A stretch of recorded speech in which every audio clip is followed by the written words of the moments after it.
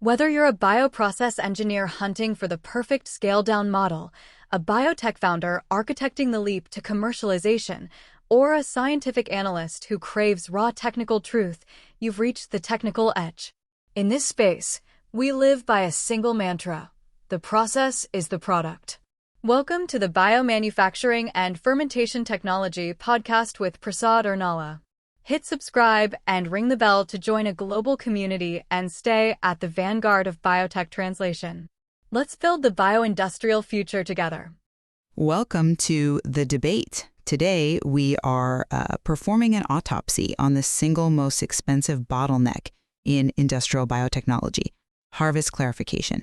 This is the collision point. You've spent weeks cultivating a high-value organism, staring at spreadsheets, optimizing feed rates, and now you have to separate the biomass from the broth. It sounds like a janitorial step, just cleaning up the mess, but this is where the war is lost. And it is a war. It's where upstream biology crashes headfirst into downstream engineering. We are debating a really fundamental question today. Is harvest clarification a physics problem, something solved by bigger steel and higher G-forces? Or is it a biological management problem, ruled by the chaotic, squishy, and frankly uncooperative reality of the cell? To process 50,000, maybe 100,000 liters of broth, you have to rely on first principles: density difference, particle size, and drag coefficients. If you design for the machine, the process works. And I'm going to argue that biology just can't be bullied by physics. If you ignore the hidden variables, cell fragility, cake compressibility, and that invisible slime layer we call EPS, your stainless steel machines will fail, no matter how much horsepower you put behind them. All right, so let's start with the reality of the floor. We aren't talking about a benchtop centrifuge in a university lab where you treat each tube like a baby. We're talking about massive volume. When you look at a bacterial fermentation, let's say E. coli or Corynebacterium, you're dealing with a particle that is fundamentally too small to settle on its own. No dispute there. Bacteria are tiny. We're talking micrometers. Right, and that size puts them in a regime where gravity is effectively useless. I mean, Stokes' law is unforgiving.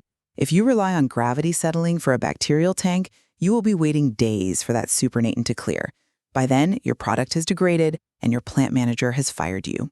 The driving force principle dictates that we need acceleration. We need disk stack centrifuges spinning at thousands of RPMs to generate the G-force necessary to overcome the drag on those tiny cells. This is the engineering baseline. You need high energy separation because the particle physics demands it. And here is where the engineer walks right into the trap. You see a particle, and you apply a force. But a cell is not a billiard ball. It's a lipid bilayer balloon filled with enzymes, DNA, and water. When you apply that high-energy separation, those 6,000, 10,000 Gs, you aren't just moving the cell, you are stressing it. Well, we design for stress. We build the machines to handle it. You build the machine to handle it, but you don't build the cell to handle it. This is the shear-lysis trade-off. Inside that centrifuge, specifically in the feed zone and the discharge mechanism, the shear forces are incredibly violent. You are tearing the cells open.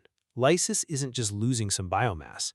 It is a contamination event. You're releasing DNA, host cell proteins, and proteases into the liquid. I know where you're going with this. You're saying we ruin the broth. I'm saying you turn a defined product stream into a biological soup. You might get a clear fluid coming out of the centrifuge stack, but chemically, it is now loaded with intracellular garbage. And proteases are the worst offenders. They are enzymes that exist solely to chew up proteins. So if your product is a protein, you've just released a wolf into the sheep pen. That is a vivid image. But let's look at the alternative. If I don't use the centrifuge because I'm afraid of popping a few cells, what do? I filter.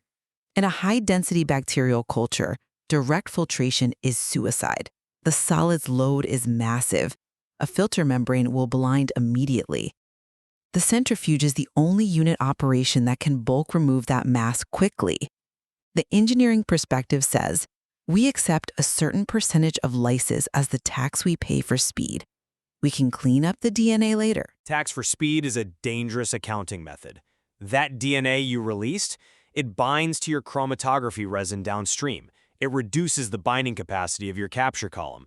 So you save 4 hours in harvest using a centrifuge, but you lose 20% of your yield because it gets digested, or you burn through resin cycles because of the fouling.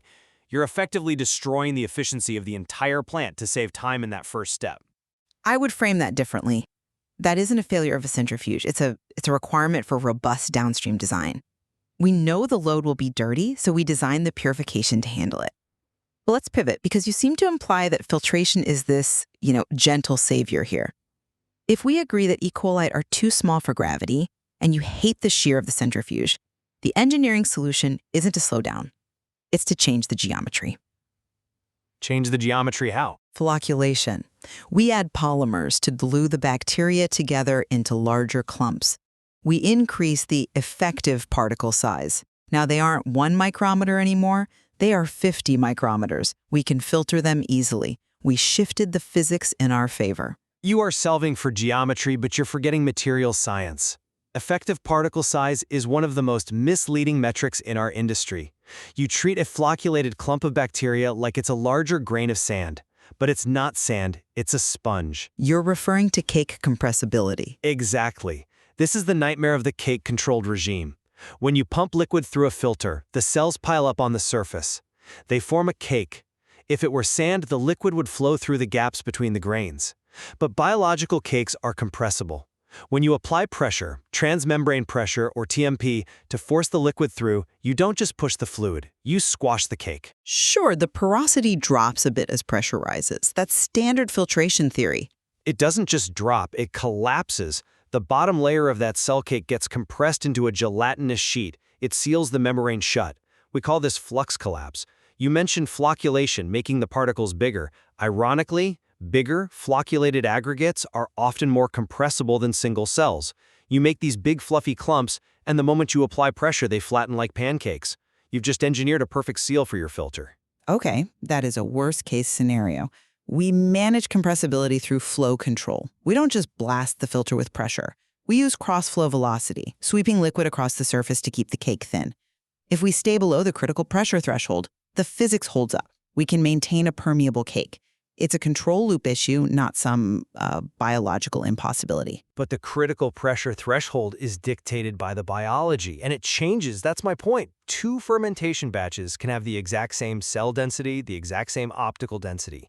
But if the cells in the second batch are slightly more stressed, or if the harvest is just 5 hours late, the rheology changes. Why? Extracellular polymeric substances, EPS. It's the elephant in the room. The slime factor. The slime factor.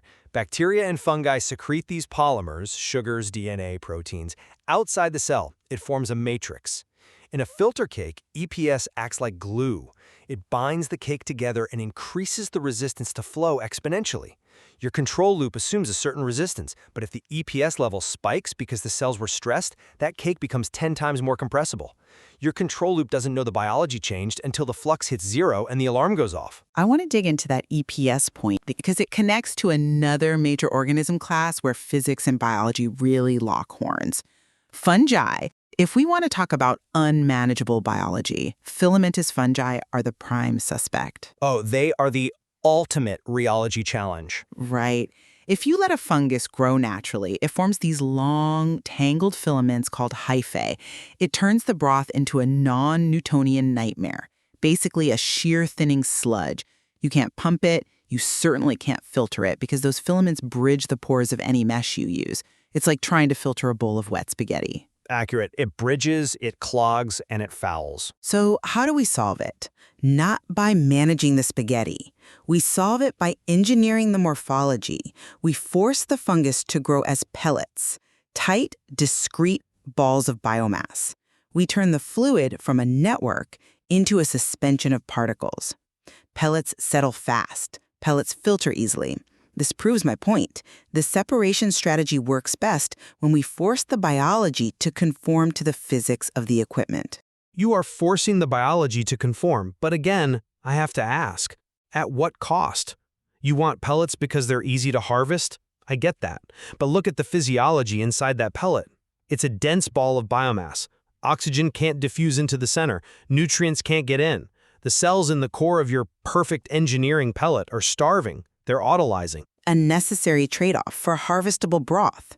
If I have healthy spaghetti that I can't separate, I have zero product. If I have slightly stressed pellets that I can separate, I have a product. But is it a good product? Stressed fungi, the ones starving inside those pellets, often react by secreting, well, guess what? More EPS. Massive amounts of EPS. It's a stress response, so you have these nice pellets that look like they should filter perfectly, but they are coated in invisible slime. You run your pilot trial, it looks great. You go to production scale, the shear increases, the slime releases, and your filter clogs instantly. You engineered the shape to suit the physics, but you ignored the biological response to that shape. You make it sound like we are flying blind. We measure viscosity, we measure rheology. But I think this brings us to a crucial distinction in the source material. We can debate mechanics all day, but the choice of separator, centrifuge versus filter is often decided by one variable that overrules everything else. Product localization. Where is the value? That is the trump card, yes. If the product is intracellular trapped inside the cell, then the biomass is the gold mine.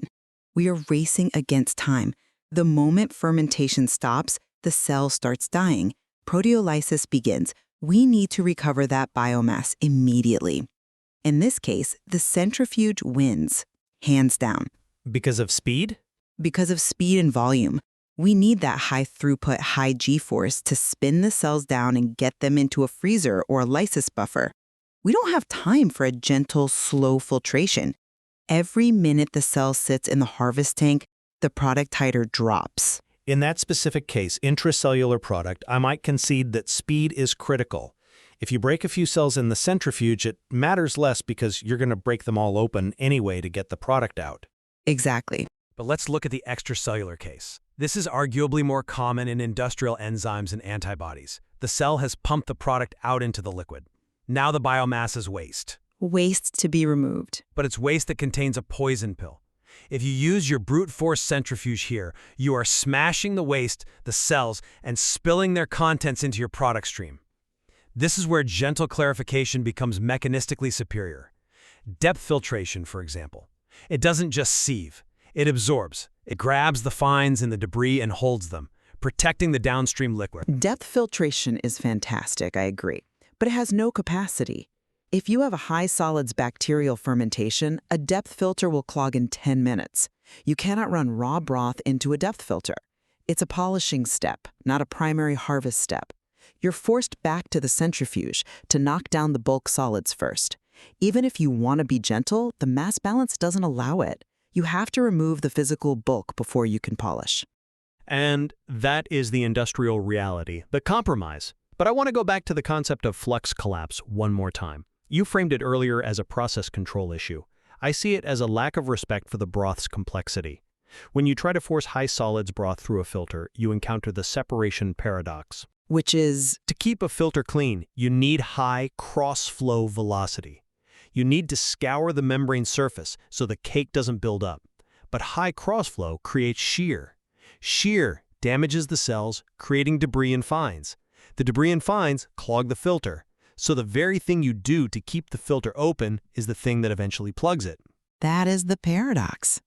High shear keeps the membrane clean of cake, but fouls it with fines. Low shear protects the cells, but allows the cake to grow until it chokes the flow. But the engineering answer isn't to give up. It's robust design. We don't try to avoid the cake-controlled regime. We design for it. Meaning? We assume the flux will drop. We assume the membrane will get coated. We don't pray for a perfect constant flux. We calculate the stabilized flux rate, the steady state of the fouled membrane, and we just buy enough membrane area to handle the batch at that lower rate. It's expensive, yes, but it's predictable. Just buy more membrane. That is the engineer speaking. But membrane area is capital. It's footprint. And replacing fouled membranes is downtime. My argument remains, if you optimize the upstream biology, if you harvested slightly earlier before cell viability plummeted, or if you optimize the media to reduce EPS production, you wouldn't need to brute force the separation with massive surface area. And my counter is that harvesting earlier means throwing away product tighter. We run fermentation to the limit to maximize yield. That means the broth will be messy.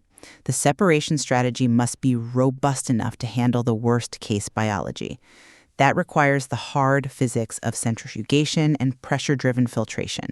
We cannot rely on the cells being nice to us. We have to assume they will be difficult. I suppose that's the crux of it. You view the cells as a chassis, something to be processed, stripped, and discarded. I view them as a temperamental partner. I view them as a factory, and when the factory is done producing, I need to clear the floor. I can't wait for the factory to walk itself out. But if you clear the floor with a bulldozer, you might crush the inventory. Better to crush a little inventory than to leave it all rotting on the floor because the bulldozer was too small. That is a brutal calculus, but I think it highlights why this step fails so often. People scale up based on the hard numbers, volume, flow rate, g-force, and they forget the soft numbers, viability, lysis rate, compressibility. I accept that. Scaling up is where the theory breaks. You can have a process that works perfectly in a 10-liter lab fermenter. You centrifuge it, it's fine. You move to 10,000 liters, and suddenly the hydrostatic pressure in the tank is different. The dissolved oxygen gradients are different. And the cells you are harvesting are physiologically different than the ones in the lab. Exactly. The cells at scale are often more fragile. They've been beaten up by the impellers for a week, so when they hit the harvest step, they shatter. The hard physics didn't change. The centrifuge is the same design, but the biology changed. That is why I say upstream morphology control isn't just a biological detail. It is the most important separation strategy you have. If you don't control the biology in the tank, you can't control the separation in the pipe. And I will leave you with this. Industrial throughput demands driving force. You cannot run a massive plant on gentle handling alone. For small, dense bacteria, you must accept the physics. You need the g-force of a centrifuge, and you need to design your downstream purification to handle the lysis that comes with it. You have to assume the physics will be violent and build a process strong enough to take the hit. So where does that leave us? Are we just smashing cells and hoping for the best? No, I think we have arrived at a synthesis. There is no best separator. You cannot just pick a centrifuge off a catalog and be done. Right. The choice depends on a matrix. First, morphology. Is it a particle or a spaghetti network? Second, rheology. Is the broth watery or is it a non-Newtonian shear-thinning sludge? And third, localization. Is the gold inside the cell or floating in the soup? Exactly. A robust harvest strategy requires aligning the biology of the cell with the physics of the machine. It's not physics versus biology, it's physics calibrated for biology. I can live with that, as long as we remember who is really in charge, the microbe. We will agree to disagree on who is in charge. That's all for today's debate. Join us next time. Thanks for listening. Hi there, thank you for staying with me until the very end. If these technical insights help bridge the gap in your own process, please hit subscribe and make sure to hit the notification bell. Stay connected for our next deep dive into the realities of biomanufacturing. I am Prasad Ernala. Thanks for listening.